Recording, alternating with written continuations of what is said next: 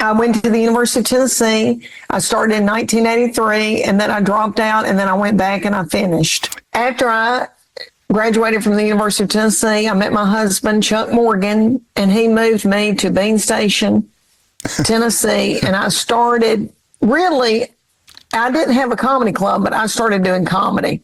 So that's been, 26 plus years. I started selling jewelry in little women's houses, and I started kind of doing it then. I mean, I felt like I was doing that because I wasn't talking about jewelry, and I was supposed to, and I was talking about breastfeeding and all that, and women thought I was funny, and that company gave me the first big gig kind of I'd ever had. But then Chuck Morgan sold that, went to work for a big company, Clayton Home, huge, Berkshire Hathaway, Warren Buffett company, and they moved us to Texas, and I started doing clubs at that point, and my babies were 3, 5, and 7.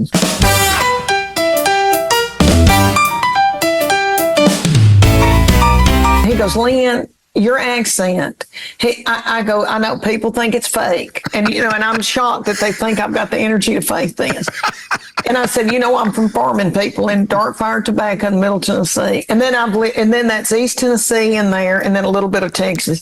And he said that a linguistics professor at the University of Tennessee once told him that a true Tennessee native accent is the closest thing to English, Old England, like proper English in the United States. And I have had people tell me that it's very Welsh. And my people are Welsh, and that the Scottish and Irish and English people that moved over, to farm in Appalachians and then Middle Tennessee farming. But anyway, he said that, and I have heard that before, that our accents are more like old, like real, how did he say it? English from England. And get a load of this, Randy. It makes sense because when this started blowing up for me in my early 50s, which, I thought I was going to be younger and thinner, but oh well. When that started blowing up, I had all these fans during COVID when I was at home, doing videos on my back porch from the UK.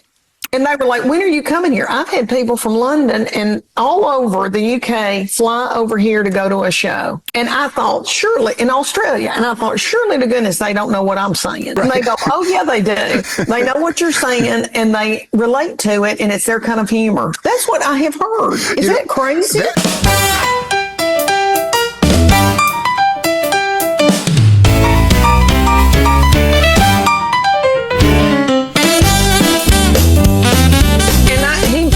To Knoxville, Tennessee, and sat on the back porch and held my second grandbaby.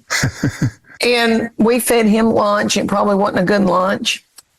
And my husband, who is a huge Big Bang fan and all that, was just sitting there, and Chuck's already quiet and introverted, and he didn't know what to say, but it was a thrill for him, and Chuck Lorre was darling to him, and I think relates to Chuck Morgan.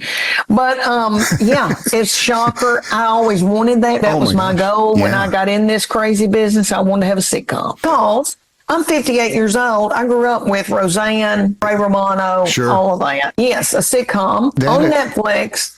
And they've already ordered 2 seasons. I start filming in October, but I think they're planning on it coming out in late 2025. I think fall 2025 is what they're thinking. So I got a deal to do 2 more, one in 2025, one in 2027. I'm working all the time. I've got a good probiotic. I'm doing all I can do, honey, to hold up. I'm wearing compression socks on planes.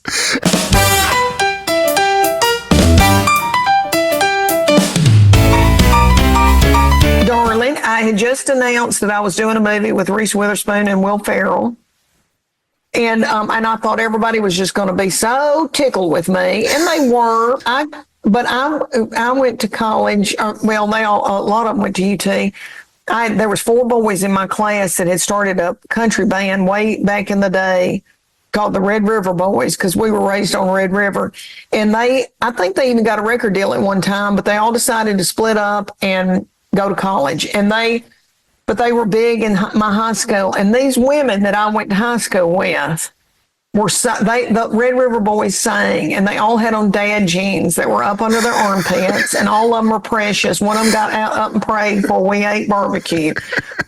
When I tell you these are just good old boys that came from farming families, and they can still sing Elvira.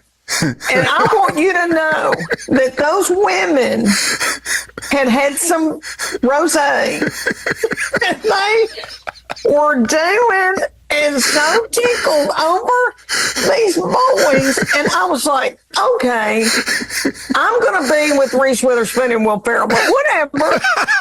Y'all could, I mean, it was just like NSYNC was there, or the Beatles.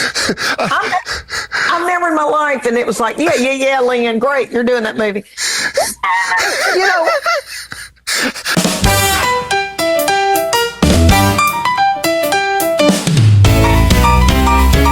Honey, get ready to meet the love of your life. And I know, and I'm in love with my children. And this is, I tell people, it's not that it's better because you worship your own children.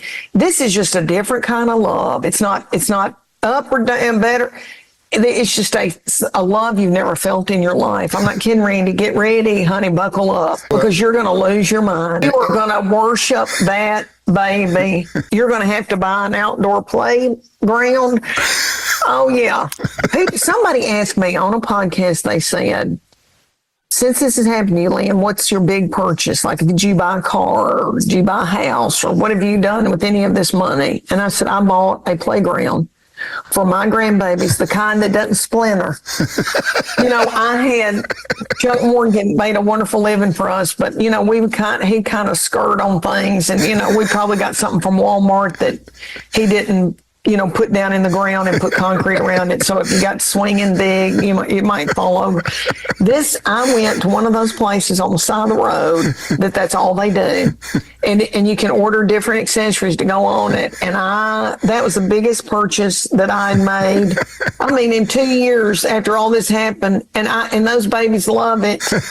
And I think it's the best thing I've ever done. And I mean, and I'm always like, he needs a Batmobile. I mean, and everybody's like, just stop it. But I do. Every outfit, everywhere I go. Oh, he loves dinosaurs. You won't believe how many dinosaurs I bought.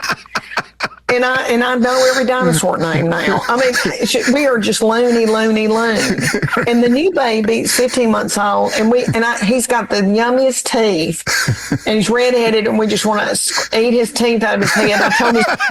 I go, please keep every tooth, and then let's make a mold on a bobblehead or something where we can always have these teeth. Is that not crazy? I mean, you just said they smell good and they're yummy, and then you know that their mom and daddy, I know people said this, but their mom and daddy have to, but you still worry, but you don't have the worry you had with your own children. Right. And then you've got the wisdom, but they don't want to hear it. But you've got the wisdom to say, that doesn't matter. Don't worry about that. This is what you need to be thinking about, not that. You know, I look back on it and I think, oh my gosh, I worried about a bunch of mess. It didn't matter. You know, you're just the fun. Like, let's go to the zoo. My first grandbaby is 3.5, and he calls me grandmama, and I wanted grandmama because I wanted the word mama in there because I wish I was his mama. And then, but my boy he couldn't say grandmama. He was going to call my mama that, and it ended up Mamaw because he couldn't say it. So it said grandmama. He said Mamaw. So they come out with, and my kids and then he called my daddy Dee instead of granddaddy. Couldn't say, so he said Dee. So all the grandchildren now call him Dee, which I think is so sweet. Yeah, you don't know what it's going to come out. It may be poop. Oh, if that baby goes poop, you're going to be like, I am poop. You're going to get poop put on the back of a Tennessee jersey. I mean, you're going to be on fire, whatever she comes up with.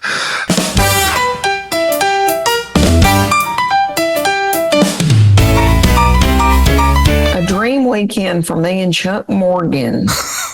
Okay,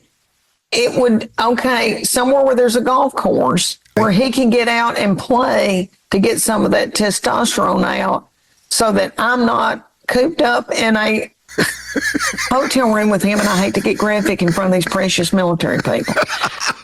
but Chuck Morgan does not leave me alone, if you know what I mean. So for a vacation for me would be if there was somewhere where Chuck could gamble, play golf, and then let's say Las Vegas, because he could play golf and then he could play blackjack. I can take a nap. And then, because we're 58 years old and it doesn't matter where we go. It's Chuck Morgan's like, because there's a hotel room. Men love a hotel room.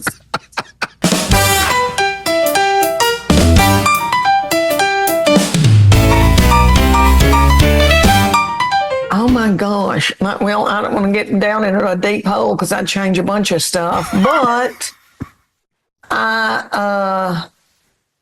I wish that I was more disciplined. I am not disciplined, Randy. It took me 9 years on and off to get out of the University of Tennessee. I'm a procrastinator, but I married a man who's very disciplined and says, I'm going to lose 10 pounds, and he does it. Wow. And he sets goals and he does it. I'm like, I'm going on Weight Watchers, and then I try to beat the system and cheat Weight Watchers.